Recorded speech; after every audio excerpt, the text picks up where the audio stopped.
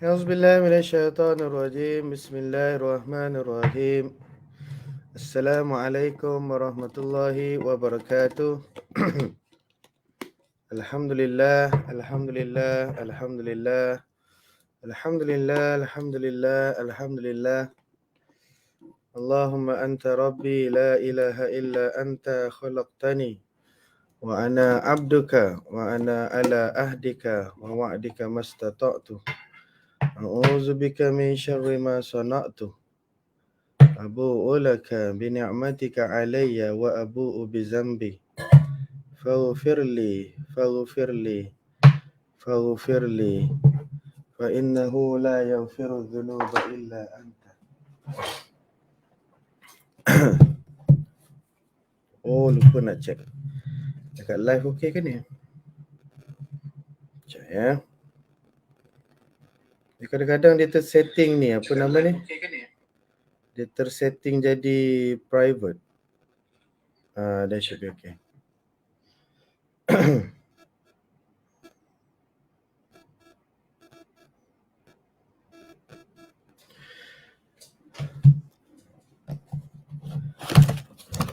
Sekejap ya. Setting saya punya bakhur. Bakhur, wangian pagi. Bagi semangat dengan wangian yang sedap-sedap, dengan suasana kerja yang penuh excitement. Kita rasa very positive, kita rasa very excited. Penting tuan-tuan, wangian ni juga penting. Bau kan, bau yang sedap kan. Well anyway, Auzubillahi minasyaitonirrajim. Bismillahirrahmanirrahim. Assalamualaikum warahmatullahi wabarakatuh. Apa khabar tuan-tuan dan puan? Siapa yang dah ada, dah masuk ni, mohon bagi salam. Mohon ucap selamat pagi, salam sejahtera. Bolehlah kita borak-borak dulu sebelum saya sharekan kisah inspirasi kita pada pagi ini. Pagi ini kita punya kisah iaitu daripada kisah billionaire. Kalau kita tu target nak jadi millionaire. Jadi kisah dia billionaire, salah seorang billionaire terkaya dunia iaitu Jack Ma. Tapi famous dah Jack Ma ni because hampir semua orang tahu dia punya kejayaan. Cumanya kita mungkin tak tahu apa prinsip dia. Kan? So kejayaan ni tuan-tuan, nak jadi legend, nak jadi hebat, dia mengandungi dua ramuan utama. Iaitu apa dia? Iaitu proses dan juga prinsip. Kita tengok orang berjaya lain kan, dia ada buat satu proses, kita cuba tiru. Yelah, because berjaya ni kan proses. Jadi kita cuba tiru proses yang sama. Kenapa tak jadi? Kita lupa nak ambil satu komponen lagi. Dia punya proses tu kita ambil dah, kita tiru dah. Dia punya prinsip tu kita tak ambil. Betul. So bila tuan-tuan perempuan ingin mengambil pelajaran, ingin berjaya, seperti seorang yang tuan-tuan perempuan tengok dah berjaya kan. Katalah seorang yang tuan-tuan perempuan tengok dah berjaya kan. So bila dah berjaya tu, tuan-tuan perempuan kena tengok dua keadaan. Iaitu proses. Proses ni melibatkan proses kerja lah. Okay, Alhamdulillah. Oh, very nice smell. Very nice smell to start in the morning. Alright. So bila proses kejayaan orang tu, kita tengok dah apa dia buat kan. Contoh saya nampak ada Tuan Amiruddin ni kan. So Tuan Amiruddin ni seorang perunding hartanah. He's a team leader. Kalau ikut ranking tu tinggilah sebagai seorang team leader yang mahir buat jualan dan juga sewaan hartanah. So kita pun tirulah proses yang sama, tapi kenapa hasil kita tidak kata apa, lebih kurang tak sama kan. So dalam keadaan itu kita lupa untuk ambil yang kedua. Kita proses, kita tiru dah, tapi kita lupa ambil yang kedua. Apa dia? Prinsip. Prinsip kejayaan Tuan Amiruddin. Prinsip ni terlibat dengan contohnya macam jangan mudah mengalah, sentiasa tepati waktu, mulakan kerja seawal pagi. Abang tak kan? Benda-benda tu kita tak ambil. Kita just ambil dia punya proses saja. So hari ni kita akan kongsikan kisah daripada salah seorang billionaire terkaya dunia dengan net worth. Net worth ni maksudnya nilai kekayaan tuan-tuan. Nak kira net worth ni maksudnya daripada semua aset semasa dia, tolak dengan semua hutang sama dengan net worth. Malahan kita pun sebagai manusia biasa, sebagai individu, kita juga boleh kira net worth masing-masing. Boleh faham? Boleh kira nilai kekayaan masing-masing. Boleh kira? Kalau tuan-tuan nak tahu, sekarang ni pada level ini, pada hari ini, 9 hari bulan 12, Berapakah kadar kekayaan aku? Macam tu kan, tuan-tuan puan ingin tanya soalan tu kan, boleh dengan cara kira net worth. Bagaimana orang measure kekayaan berbanding dengan kekayaan orang lain? Bagaimana measurement tu dibuat? Iaitu kita measure dengan kadaran net worth, nilai bersih kekayaan. Alright, kita tak measure dengan berapa biji kereta dia ada, tak. Kita tak measure dengan berapa biji rumah dia ada, tidak. Kita tak measure dengan pakaian apa dia pakai, tak. Itu kita lah dulu kan, cara kita tengok kan, oh kayanya kau, cantiknya kereta kau kan. Boleh dia jadi indikator, tapi kemungkinan dia bukan mempunyai net worth yang banyak. Macam tu lah, because nilai kereta, contohlah nilai kereta tu 100,000 contoh. Nilai kereta tu 100,000. Dia berhutang dengan bank 110,000. Jadi dekat mana kayanya? Because why? Aset semasanya 100,000. Tolak dengan 110,000 kan dah jadi negatif. Negatif 10,000. So net worth dia negatif 10,000. So tak kaya lah. Itulah kan. So lepas ni, lepas kita belajar dan mendengar kisah ni, kita akan jadi ubah sikit lah cara kita melihat kekayaan dalam kehidupan ni. Baik. So anyway, saya nak raikan tuan-tuan puan yang mengucapkan salam ni, because bila kita sama-sama kan, saya pagi ni tak jumpa orang lagi, saya jumpa tuan-tuan puan dalam Facebook live ni kan. So jadi kita saling mengucapkan salam, saling kita senyum, saling kita bercerita benda baik, saling kita menzahirkan dan mengangkat kesyukuran kita kepada Allah kan, memuji-muji Allah, faham tak kan? So kan permulaan pagi tu kan best. Kan permulaan tu kan penting kan. The first step is always very important and the most difficult. So first step tu akan penentu perjalanan kita hari ni. Kadang-kadang kalau kita have a bad start permulaan pagi tu yang tak handsome kan, pagi tu kalau tu contohlah kan, kita bergaduh ke, kita jumpa orang yang negatif ke, baru nak suap rezeki dah mula timbul nama orang, dia nak bercerita, dia nak mengumpat, dia nak memfitnah sebagainya, kita pun dengar, kita start tu pun dah negatif kan, kita start with a very bad start. So bila kita bad start macam tu, so momentum kita nak ke positif tu ambil masa. Kadang-kadang sampai setengah hari je, sampai pukul 11, 12 duk pening lagi. Pasal apa? Teringat kat kisah orang tu kan. Dah betul ke tidak tak tahu. 1 or 2% silat-silat tak betul lah kan. So kat sini jadi masalah pada kita. So why do we do this kind of sharing setiap pagi? Saya lah personally kan, because I have the opportunity to meet with good people lah, macam tu lah kan. So dan saya berpeluang untuk share, faham tak? Saya mulakan pagi tu dengan bersedekah kan, sedekah dalam bentuk ilmu, tuan-tuan puan boleh belajar sesuatu dan saya boleh kata apa, kemaskan pengetahuan saya. Dia bila kita share ni tuan-tuan puan, kena ubah tau cara berfikir kita satu. Bila kita ada ilmu, kita kena ingat satu, ilmu tu pun Allah pinjamkan. Satu, pinjam Allah izin untuk dipinjamkan kepada kita. Satu. Dan yang kedua, daripada ilmu tersebut Allah tidak lupa untuk sulamkan dengan pengalaman. So ini satu kombinasi yang legend. Ilmu dan pengalaman bila digandingkan bersama, Masya Allah. Sebab tu macam-macam hasil kita boleh buat setiap hari. Okey, yang ketiga adalah bila kita share, dia tidak mengurangkan sedikit pun ilmu tersebut. Kononnya kita ingat Allah bagi pinjam, kita bagi pinjam pula ke orang lain, oh makin kurang lah pasal pinjam ke pinjam. Tidak. Sifir begitu tidak berlaku dalam calculation ini. So yang ketiga, ia tidak mengurangkan ilmu kita. Malahan bila kita share, ilmu kita tu makin padu.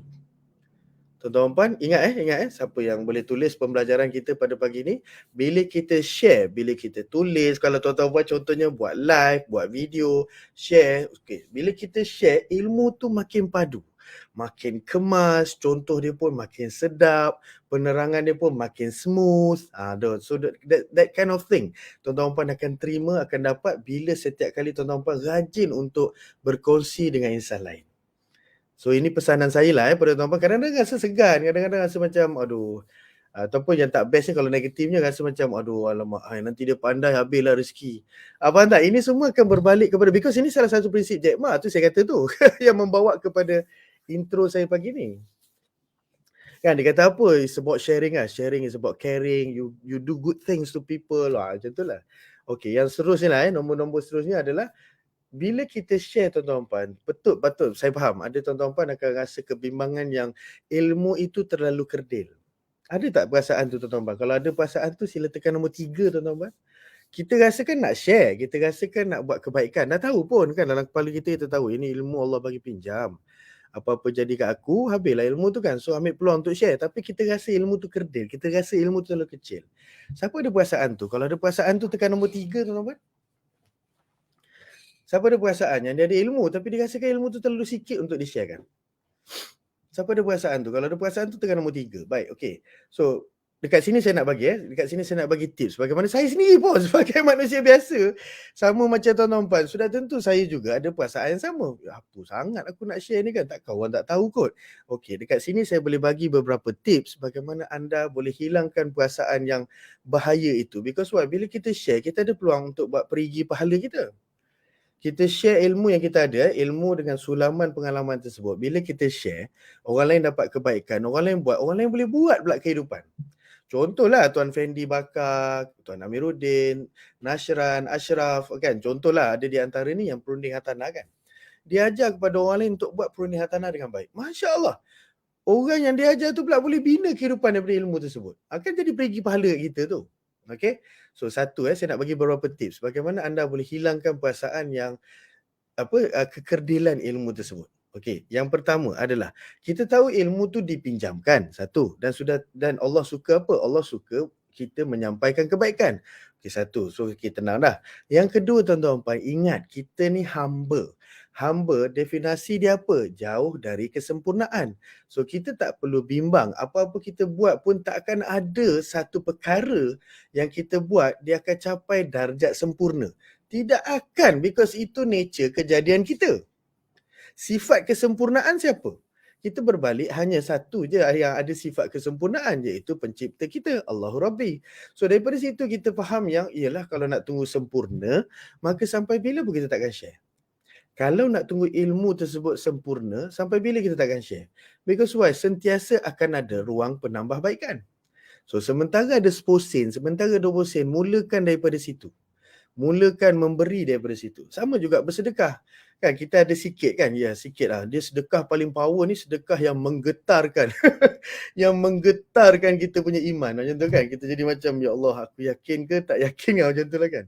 So sama juga, iaitu kita manusia jauh dari kesempurnaan. Jadi kita tenang dan kita tahu kan sesuatu yang aku share ni sudah tentu tuan-tuan puan. Saya nak share apa-apa, saya dah ready dah, sudah tentu ada sahaja ruang, ada sahaja bahagian yang tuan-tuan puan boleh komen, tuan-tuan puan boleh kritik, tuan-tuan puan boleh ada pandangan lain. It's okay. So kita raikanlah pandangan tersebut. Tak bolehlah bila kita share tu kau ni apa pula macam tu? Macam tu kan, tak perlu. Kita pun lihat kepada alhamdulillah, terima kasihlah saya belajar sesuatu daripada pandangan tu.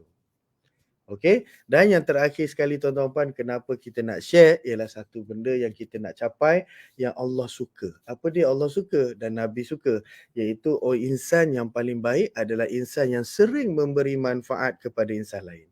Kita buat Allah suka, kita buat apa yang Nabi suka, dan insya-Allah Allah akan penuhi apa yang kita suka. Faham tak kan? So jadi macam alhamdulillah, tak ada apalah nak risau kan. So bahaya tuan-tuan puan, ketakutan tersebut, kerisauan dan ketakutan tersebut, takut overwhelm. Tuan-tuan faham overwhelm ni maksudnya terlalu melemasi kita jadi lemas dalam ketakutan tu. At the end of the day kita tak progress. Sedangkan potensi besar, maha luas rezeki Allah di hadapan kita.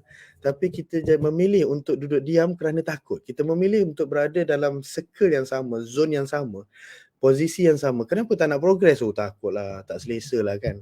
So daripada situ menyebabkan walaupun di sekeliling kita ada 1001 potensi untuk kita bina kejayaan baru, kita memilih untuk berada dalam posisi yang sama. Walaupun tuan-tuan puan di keliling kita semua orang dah menghasilkan kejayaan yang pelbagai dan juga sudah menjadi satu kedudukan yang berbeza daripada sebelumnya. So that's why hati-hatilah tuan-tuan. Banyak kajian yang saya buat melihat pada, kalau macam saya lah sebagai Head of Education and Training perunding hartanah kan dalam agensi saya kan. So banyak saya lihat walaupun dalam kelas yang sama last kali tuan-tuan before we go for Jack Ma. Walaupun dalam kelas yang sama, walaupun dalam training yang sama, dalam suasana yang sama, dalam cikgu yang sama, tapi bila keluar, kenapa berbeza-beza hasil dia? Orang ni tahu-tahu dah keluar, bulan pertama dah buat 30,000. Orang ni keluar, tahu-tahu dah buat sewa 8,000 contoh. Orang ni keluar, tahu-tahu dia dah lock satu deal bernilai 20,000 komisen dia kan. Dan kita tak dan ada juga yang keluar, tahu-tahu 6 bulan sejuk kan, senyap. So antara faktornya apa? Yalah kita tak dapat nafikan iaitu izin Allah dan sebagainya. Itu akidah kita, tak perlu risau pun, memang itu wajib kita untuk pegang kan. Tapi nak bagi tahu yang kenapa berbeza-beza, salah satunya tuan-tuan puan yang menyebabkan dia tidak melakukan apa yang telah dia belajar. Dia dah faham pun apa kita ajar dalam kelas pun, pada dia pun simple je pun. Tak ada benda magic pun. Katalah tuan-tuan puan, cubalah duduk dengan Puan Zura ke, again Puan Tuan Amir ke sebagainya. Kalau dengar dia mengajar tu kan, something simple je aku pun boleh buat. Kan tak adalah benda magic yang something yang bukan within our common sense knowledge untuk buat. Sekali tengok bila nak buat je datang dia punya orang kata apa, musuh utama kejayaan. Apa dia? Fear. Kan kita jadi macam aduh kan. So nanti kan orang kata apa pula, aduh nanti kan kalau tak jadi macam mana tak? Fear of mistakes, fear of assumptions. Banyaklah kalau cerita pasal fear ni pun tuan-tuan, saya telah baca banyak artikel pasal fear, saya telah banyak buat kajian dan malahan saya sampelkan dengan ramai saya punya peserta dan sebagainya. At the end of the day, one of the biggest burden of success is fear. Kan, so kalau nak bercerita pasal fear ni pun it's about we need about 2 hours lah, seronok. Tapi kajian tu memang seronok. Kenapa perasaan tu boleh datang, kenapa dia datang, so benda-benda tu menjadi persoalan saya lah. So sebab apa saya perlu untuk mengubah cara berfikir peserta perunding hartanah saya, tim saya, supaya dapat hasilkan kejayaan. The moment saya boleh uplift the fear, the moment dia boleh atasi fear tu setiap hari dengan baik, dan insyaAllah setiap hari ada je peluang yang dia boleh hasilkan yang baru. Okay. Baik, Alhamdulillah saya raikan sekejap tuan-tuan. Puan Zura, Puan Fiza. Oh, Puan Fiza, Masya Allah. Tahniah Puan Fiza. Tahniah untuk Star Award. Alhamdulillah tuan-tuan. Okay. Ini tuan-tuan, saya nak letakkan ni untuk sebagai inspirasi kepada perunding hartanah sekalian. Alhamdulillah. So semalam kami ramai-ramai pergi ke dinner bersama Star Property dan Alhamdulillah. So ada beberapa award yang kami terima. So it's sebagai inspirasi pada tuan-tuan lah. Meaning that if I can do it, so can you. Kita manusia yang sama, yang Allah jadikan sama, Allah bagi sumber yang sama. So at the end of the day, it's about choice lah. Choice kita, siapa kita nak buat, apa kita nak buat dan kenapa kita nak buat. Alright. Okay, Muhammad Izwan, share ilmu makin padu, betul. Oh, ramai risau ni takut Puan Jamalia, Puan Yas, Lin Azlin, Waalaikumsalam, baik faham Tuan Iman, Assalamualaikum Tuan, salam dari Bukit Mertajam. Alhamdulillah. Pandai kan? So at the end of the day kita tenang lah. Kan? So nak takut apa? Macam tu lah. Dan satu lagi tuan-tuan, doakan saya juga. Kejap lagi saya ada satu deal. Saya ada satu meeting untuk saya kejap lagi habis ni saya kena prepare dokumen kerana saya ada satu meeting dengan satu corporate client ni nak beli sebuah banglo yang mempunyai keluasan 19,600 square feet pada harga 4.8 juta. So doakan saya lah tuan-tuan dah insya-Allah dah viewing apa semua semalam, dah seronok dah nak beli dah. So hari ni mereka nak jumpa untuk bayar deposit. Kan. So kalau tuan-tuan dengar tu macam best, tapi kalau datang gandengan dia takut nak buat, then tak adalah kan. So saya manusia biasa macam tuan-tuan puan juga, insya-Allah kita pun boleh buat sama-sama. Okay. Steady, we have each other kan tuan-tuan puan kan. Pagi-pagi ni at least dengar inspirational sharing saya sikit, dengar sikit apa some positive word apa semua sikit, kan dah jadi berani sikit. Ada tak perasaan? Ada rasa berani sikit. Oh, dengar saya sharing pagi ni, rasa macam tu. Kalau ada perasaan tu tuan-tuan, tekan nombor 5 tuan-tuan. Nombor 5 ni kalau orang Cina cukup suka ni. 5 ni maksudnya apa? Kekayaan, prosperity. Perasan tak tuan-tuan kan bila kita ada dalam suasana macam ni kan? Majlis ilmu ni tuan-tuan kan. So ada rasa tak something yang you feel good, you feel better, you feel lagi berani, you feel lagi confident. Kan yang pagi tadi rasa-rasa serabut, takut-takut apa semua tiba-tiba hilang. So maksudnya apa tuan-tuan? Maksudnya kita kena sentiasa dampingkan diri dengan majlis ilmu satu, dan yang kedua kita kena sentiasa dampingkan diri dengan orang yang betul. That's very important. That's one of the principle of Jack Ma. Dia kata apa? Kena sentiasa berada dalam circle yang betul, because circle ni dia punya influence power very very strong. Saya ulang balik tuan-tuan. Circle ni kita perlu berada dalam golongan yang betul, keliling yang betul ni sangat-sangat penting because of the influence power pada cara berfikir dan juga tindakan kita. Alright, very important Maksudnya kalau kita berada dalam circle yang tak betul kan, circle cara berfikirnya negatif and a very blaming punya circle, sikit-sikit salah orang tu, sikit-sikit salah orang ni, sikit-sikit salah bosku, sikit-sikit salah abah, semua macam-macam kan. So sedar-sedar dah 2 jam borak, at the end of the day balik pening kan. Pening maksudnya apa? Pening dalam keadaan geram dengan kisah tersebut yang kita duk blame tu, kemudian dalam keadaan kita pun dalam very skeptical mindset. Tu jadi macam aduh, ini macam banyak tak baguslah untuk kita punya progress. Okay, baik, Alhamdulillah. So dengan itu tuan-tuan, let's see and talk about kisah kita pagi ini, iaitu Ma Yun. Nama sebenar dia Ma Yun, Jack Ma. Jack Ma ni saya cerita dulu dia punya sedikit kisah sejarah dia. Sama sikit lah yang saya ingatkan. Artikel tu panjang, saya cuba ingat yang best-best lah insya-Allah sebagai panduan. So Jack Ma ni dia memang terkenal dengan kegagalan tuan-tuan. Jack Ma ataupun nama sebenar dia Ma Yun, dia memang terkenal dengan kegagalan. Okey, siapa dia ni sekarang? Dia ni adalah bilioner terkaya dunia, salah seorang terkaya dunia dengan net worth sebanyak 25 bilion. Kita kalau dalam bahasa Melayu kamus ni billion tak ada translation tau. Dia ada million, jutawan, juta. So billion ni maksudnya biol, biol mengira duit. So he's a billionaire or net worth of 25 billion and he's the founder of Alibaba.com dan he's one of the major stakeholder of Alipay. So nak bagi tahu kisah kejayaan dia, inspirasi lah nak bagi tahu yang dia suka mulakan kalau dia interview, kalau dia menulis sebagainya tentang diri dia kan, dia suka mulakan dengan aku adalah insan yang tidak lari. Maksud apa dia punya word tu in English tu, I'm a person which is kata apa, failure is my character. Macam itulah dia nak kata sampai peringkat gagal tu adalah ramuan dia. Gagal tu adalah ramuan dia. Pernah dia pergi interview satu masa lepas universiti dia ambil khusus in English, dia ambil bachelor in English something lah.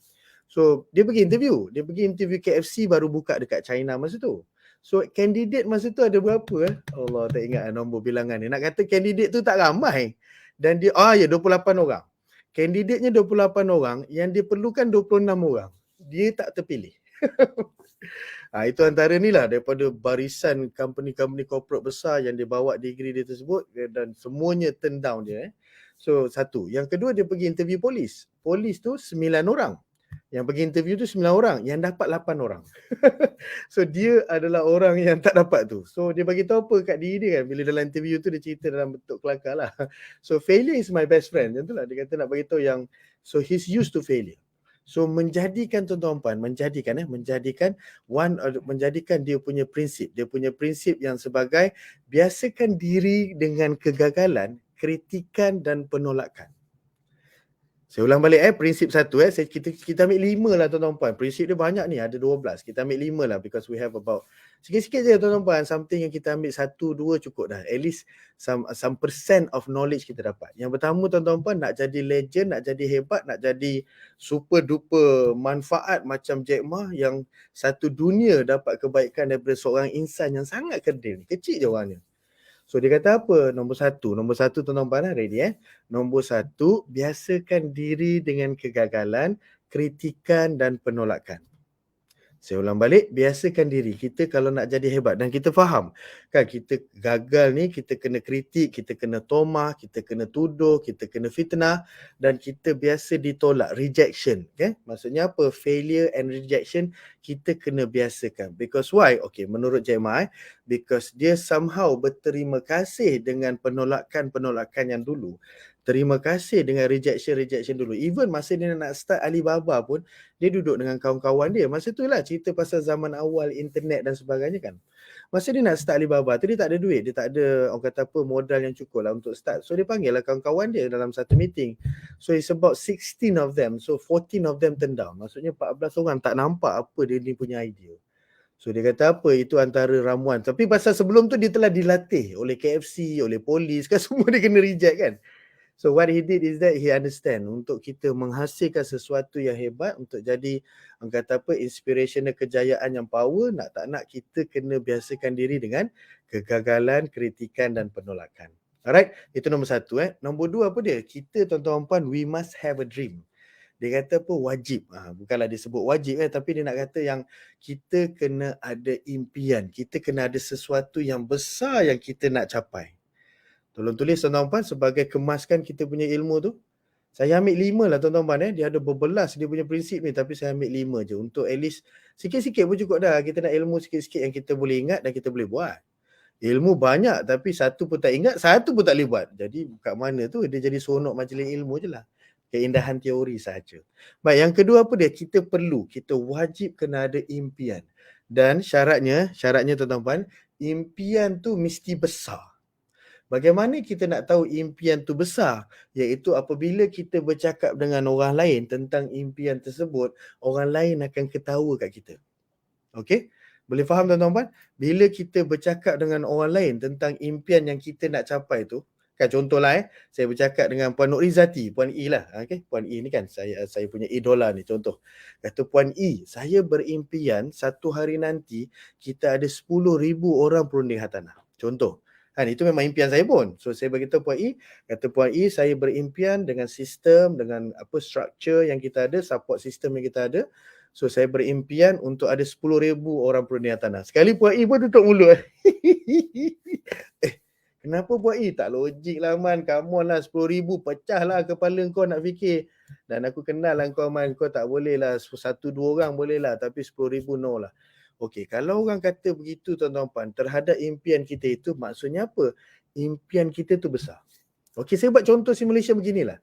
Kata Puan E, sekali lagi Puan E. Puan E, saya berimpian nak ada pendapatan 5,000 sebulan. Okey, boleh Tuan Man? Nampak okey Man, nampak okey, sesuai dengan kau, 5,000 okey lah dengan kau. Maksudnya dia tak ketawa kan, maksudnya dia nampak saya boleh capai kan. So dekat situ maksudnya impian saya tu tak cukup besar. Okey, boleh faham? Dan satu syarat-syarat impian kata Jack Ma ni, apa syarat-syarat impian? Yang pertama adalah impian tu kena besar. Yang kedua, impian kita itu mesti lebih besar dari ketakutan kita. Your dream must be bigger than your fears. Kalau fear kita lagi besar daripada dream, that's why kita give in. Ayat dia kata apa? Give in. Kita mengalah dengan ketakutan tersebut. Tak apalah, biarlah nanti orang kata apa pula. Nanti kalau tak jadi, rugi. Abang tak kan? Kita akan belai ketakutan tersebut, menjadikan impian tu jadi kecil. Lebih kecil daripada ketakutan kita. So syarat sah mempunyai impian, apa dia? Impian itu mesti lebih besar dari ketakutan kita. Dan syarat sah yang ketiga tuan-tuan puan, impian ini mesti kena ada kerana apa? Manusia ni dia bergerak, speed dia akan jadi laju bila dia clear dan dia ada satu destinasi yang ingin dia capai. Dia akan jadi semangat tu kerana apa? Dia punya dream tu terlalu jelas. Dia punya dream tu terlalu kata apa, garang. Dia punya dream tu sampai termimpi-mimpi, sampai tersenyum-senyum seorang kan, terbayangkan dia berada dalam impian tersebut. Itu bagus. Because why? Dia clear dengan apa dia nak capai. Kalau tuan-tuan puan tak ada impian yang garang-garang, yang heavy-heavy, tak ada rasa macam nak ada peluang pendapatan yang orang kata apa tak masuk akal boleh buat dalam sebulan 50, 60, 70 ribu kan. Tuan puan dengar ni macam ini semua tipu lah, tak logik lah. Aku dah bekerja bertahun kot. Setahun paling tinggi gaji boleh buat berapa? 60, 70 ribu setahun. Tapi ada setengah bidang boleh buat dalam tempoh sebulan. So kalau tuan-tuan puan tak ada impian-impian yang garang macam ni kan, so kita akan ada satu kehidupan yang kita panggil apa tahu, hidup by default. By default ni maksudnya apa, ikutlah keadaan kan. Orang bangun pergi kerja, makan tengah hari, hari Sabtu Ahad rehat kan. Lepas tu dia jadi macam bila ada duit belanja, tak ada duit duduk diam-diam, tak boleh tahan kita berhutang, tahun depan ada duit kita bayar balik. Mana kan, dia jadi sedar-sedar 5-10 tahun dia berada dalam posisi yang sama. Teruk sangat ke Man? Jawapannya tidak. Okey je, bahagia je pun kan, okey je kan. Tapi dalam keadaan yang sukar kita nak hasilkan progres dan juga kejayaan yang baru. Alright. Yang ketiga, yang kedua tadi perlu ada impian. Yang ketiga apa dia? Yang ketiga adalah jangan hiraukan tanggapan orang lain. Saya ambil yang tiga je lah. Tiga cukup lah hari ni tuan-tuan. Nanti besok kita sambung sikit lagi. Alright. So yang pertama tadi apa dia tuan-tuan? Iaitu yang pertama tadi. Nampak? Yang pertama pun kita dah lupa dah. Iaitu biasakan diri dengan kegagalan. Tulis sikit tuan-tuan, nanti kan kita lupa pula. Yang pertama, biasakan diri dengan kegagalan. Get used with failure. Which is okay. So somehow in Jack Ma punya prinsip adalah you make failure as your best friend. Itulah kan. Okay, because why? Saya suka baca satu artikel. Saya teringat sangat artikel tersebut. Dia tulis apa? Failure is the most honest teacher. Failure is the most honest teacher. Dalam hidup kita ni banyak tok guru. So salah satu tok guru yang paling padu, yang paling power adalah kegagalan nama guru tu. Cikgu kegagalan. Cikgu fail nama dia. Wan Muhammad fail nama dia. Why? Because why? Dia bila mengajar, Masya Allah, meleleh air mata kita nak belajar. Boleh faham tak? Bila kegagalan tu mengajar kita kan, kadang-kadang termenung. Punya ikhlas, punya padu, punya telusnya mengajar. Okay? Satu ingat yang pertama tuan-tuan puan, biasakan diri dengan kegagalan. Alhamdulillah. Selagi ada nyawa, nampak ni prinsip saya pegang lah. Selagi ada nyawa tuan-tuan puan, rezeki kita ada.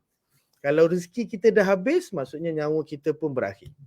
Kena ingat begitu. Alright? Satu Yang kedua apa dia tuan-tuan puan? Yang kedua, ingat kita ambil 3 lah. 3 pun dah sedap lah. Kita ambil 3 yang utama.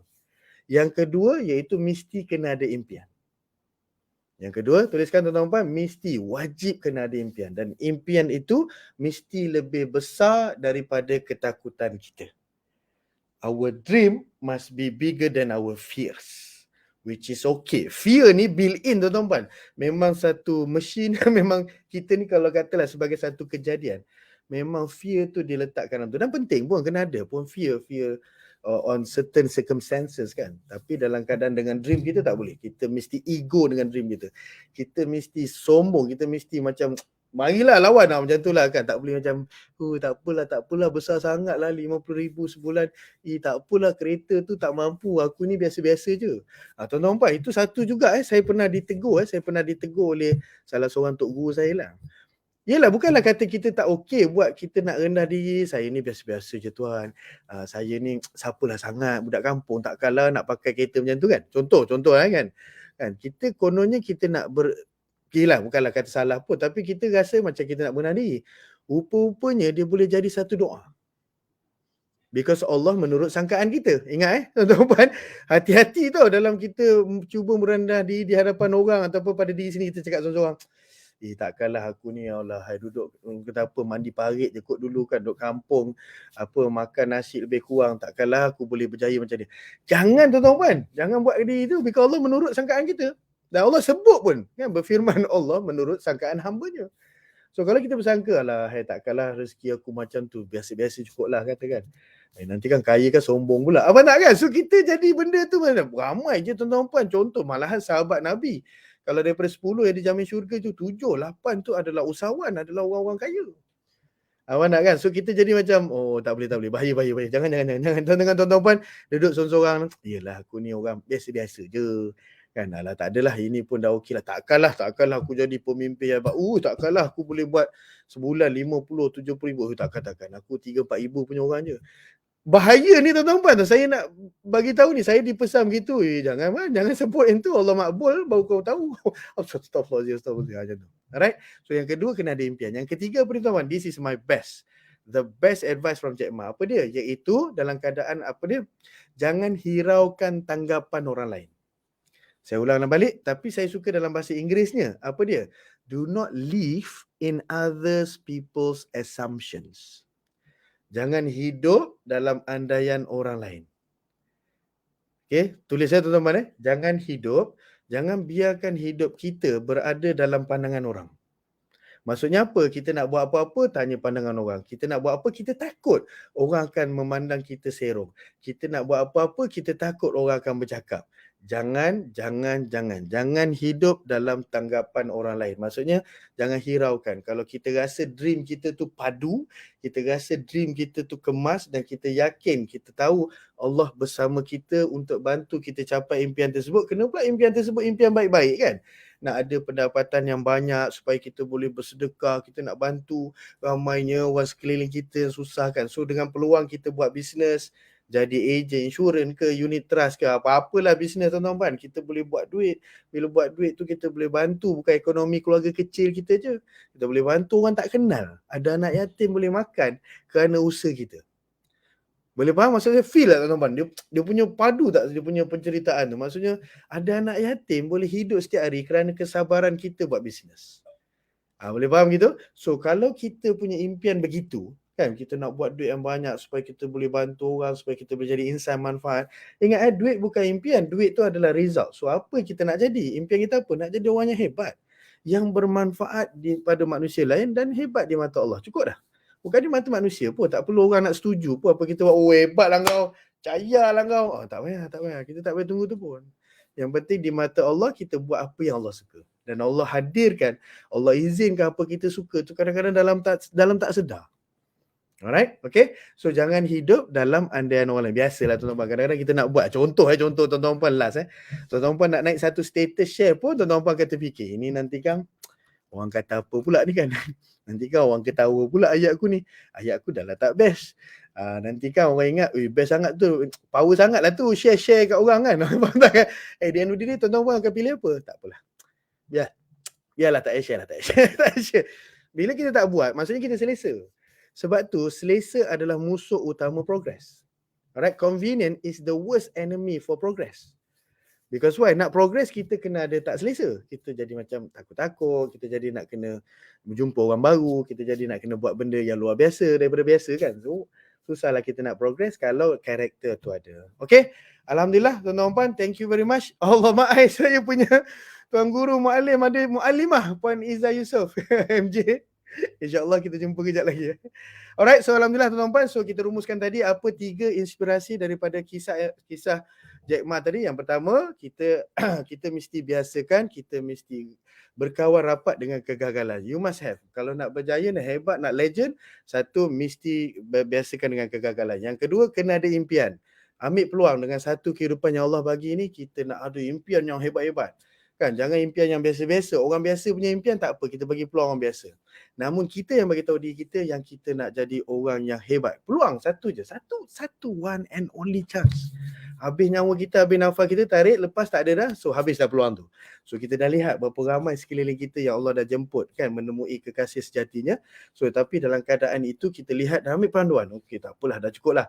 Kan dah lama dah kita being a loser, katalah pada diri kan. Dah lama lah, sikit-sikit nak takut, sikit-sikit nak risau orang cakap, sikit-sikit nak apa nanti orang nanti kan tak nak kawan dengan aku macam tu lah. Macam tu lah, risau kan kita nak selesa je kan. So kita susah nak artikan impian-impian yang besar ni. Dan yang ketiga, jangan hidup dalam andaian orang lain. Alright. So these are ramuan-ramuan yang hebat yang biasa commonly kita dengar daripada orang-orang yang berjaya. Okay. So alhamdulillah tuan-tuan puan, thank you very much everyone for attending my sedikit inspirational sharing kita pagi ni. So insyaAllah kita budayakan setiap pagi tuan-tuan, ready about 30 minutes, 20 minutes. Kita dengar sikit sambil-sambil kita nak mulakan dan mulalah untuk kita bertebaran di atas muka bumi Allah untuk usahakan sesuatu. InsyaAllah. Ingat business partner kita paling power siapa dia tuan-tuan puan? Iaitu Allah Subhanahu Wa Taala. Business partner kita ni punya best. Kita boleh bercakap dengan dia, kita boleh meluah, dia boleh bagi ilham dan macam-macam. Alright, dia boleh bantu kita jumpakan dengan orang yang betul, jumpa orang hebat-hebat, jumpa orang baik-baik, semuanya itu. So business partner kita tu cukup dah. Dan musuh-musuh kita adalah yang tadi kita sebutkan lah, andaian, ketakutan kita. It's okay. Relax, then let's go. Alright. So all the best everyone. Take care. Then insyaAllah we'll see you tomorrow. Assalamualaikum warahmatullahi wabarakatuh. All the best for today. Assalamualaikum. Take care.